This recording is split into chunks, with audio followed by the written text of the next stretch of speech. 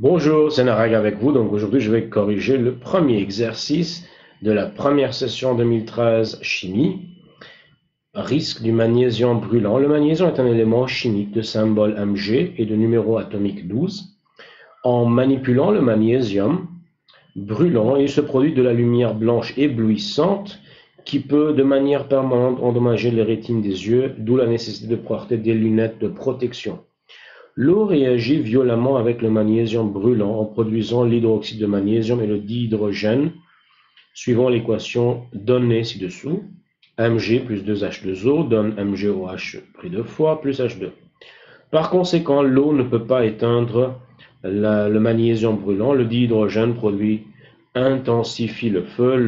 Le sable sec est un extincteur efficace du magnésium brûlant. Relevez de ce qui précède la raison pour laquelle l'eau ne peut pas être employée pour éteindre le magnésium. Donc, vous avez déjà ici le fait que l'eau réagit violemment avec le magnésium. Donc, voilà, c'est ici, l'eau réagit violemment avec le magnésium. Brûlant en produisant de l'hydroxyde de magnésium et de dihydrogène. Donc, c'est une réaction qui est violente, c'est pourquoi c'est à éviter. Justifier pourquoi faut-il protéger les yeux en manipulant le magnésium brûlant, parce que la lumière blanche, il y a production de lumière blanche éblouissante qui peut endommager de manière permanente les rétines des yeux. Justifier pourquoi faut-il protéger. Ok. Le magnésium a trois isotopes stables, Mg 24, 25 et 26. Comparer la composition des noyaux de ces trois isotopes stables de magnésium. Donc, on sait d'abord, d'après le numéro atomique, le Mg a pour numéro atomique qui est 12. Donc, Z est égal à 12. Maintenant, il nous faut la composition des noyaux. Donc, pour les trois, ça fait 12, 12 et 12 protons. Maintenant, il y a le nombre de neutrons qu'il faut calculer. Vous avez la formule A est égal à Z plus N. Et après cette formule, vous pouvez retirer que N est égal à A moins Z. Donc, ayant N est égal à A moins Z, il faut calculer. Pour le premier, par exemple, vous faites 24 moins 12, donc il vous reste 12. 25 moins 12, donc c'est 13. Et pour le dernier, c'est 26 moins 12 qui est 14. Voilà les nombres des neutrons, parce que les neutrons et les protons, ce sont les particules qui comportent le noyau, qui composent le noyau.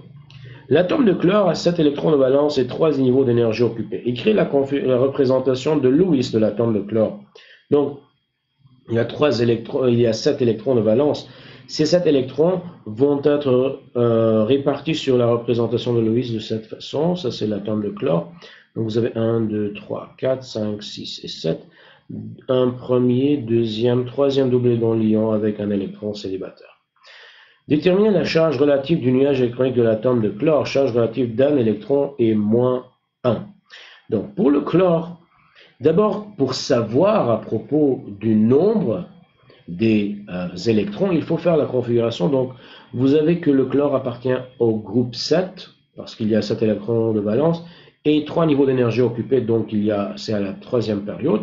Vous avez la configuration suivante, K2, L8, M7, l'atome étant électriquement neutre, donc il y aura 17 électrons.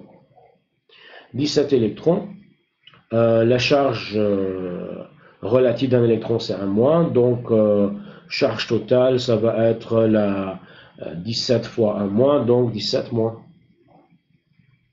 C'est la charge du nuage, Q du nuage.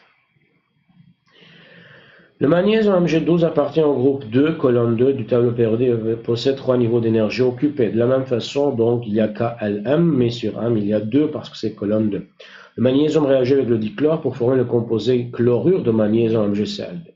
Expliquer la formation de la liaison dans le composé chlorure de magnésium. Donc, pour le chlorure de magnésium, en fait, il faut remarquer que pour le magnésium, il y a 2 électrons de valence. Ces 2 électrons seront perdus pour pouvoir obéir à la règle de l'octet. Donc, c'est vrai que c'est K2, L8, M2. Donc, les 2 électrons seront perdus pour pouvoir former l'ion Mg2+.